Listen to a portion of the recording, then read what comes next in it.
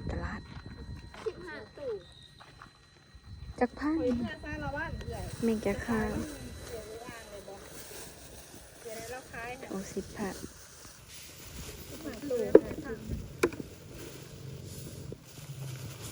แล้วขอชิโร่เงินหายเด้อ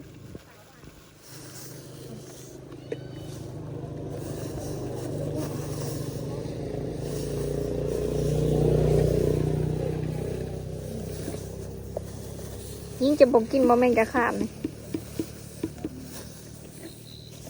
ซ้ำกันเบิดบ่นี่แม่นก็โทรชาโต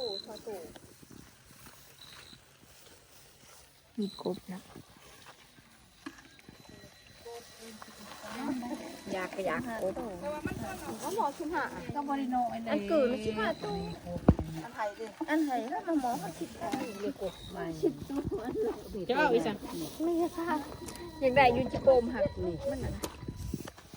เป็นต้นจักโตก็ไล่ตู้เลย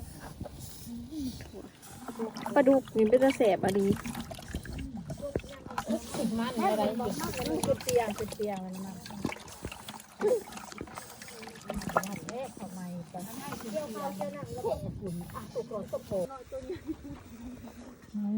ขั้น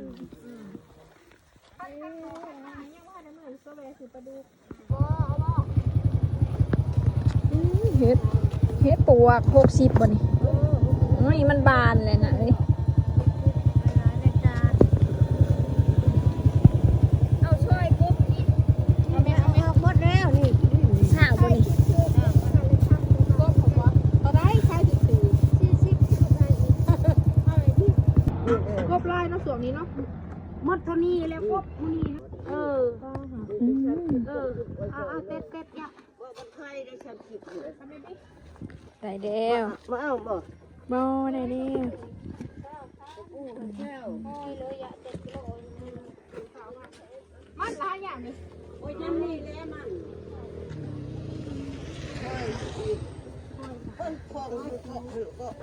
ได้แต่20,000บ่หงกระปูนยิ่งจะบ่เอาบ่กระปูซีนเอียงอันนี้ก็เอาบ่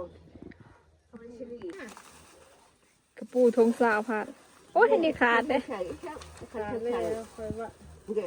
สมาพายเลยกระคองหักก็ได้ไปหันแล้วค่าอยู่ทงนี่เลย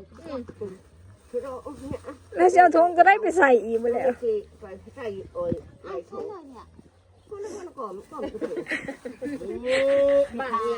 มันแนบคอยนี่วิเจ็บแท้ได้ค่ะมันต้องมีใช้ขาดนะกลัวได้อันนั้นบูฮีนบ้านแม่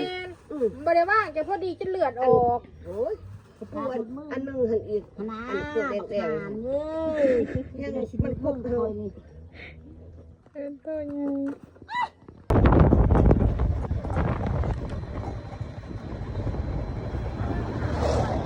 จะเอาไปกันเด้อเห่าอีกเป็นเห่าอีกเด้อเดี๋ยวแม่ลงไปเบิ่งจะป้า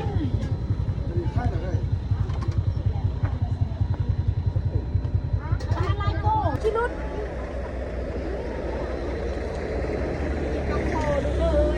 มีแต่ปลาโคเนาะทุกคนมีแต่ป่าเนาะได้แล้วกบกับป่าบ่หาย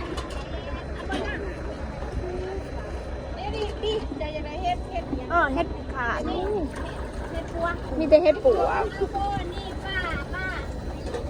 เฮ็ดเคยทงเท่าไหร่ทงละ100,000นี่เฮ็ด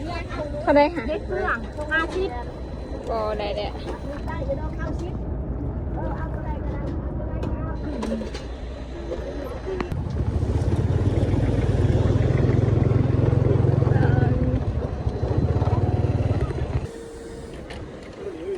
เฮ็ดปวกเป็นตะแพงนี่แต่มีแต่ดอกจุ่มๆเท่าไหร่ค่ะ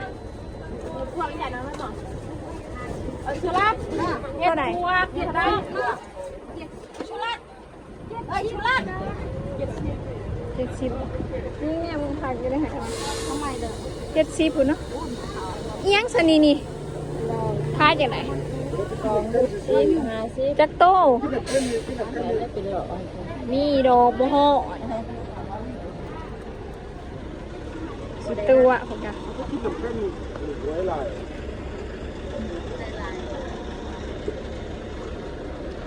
เอาเลย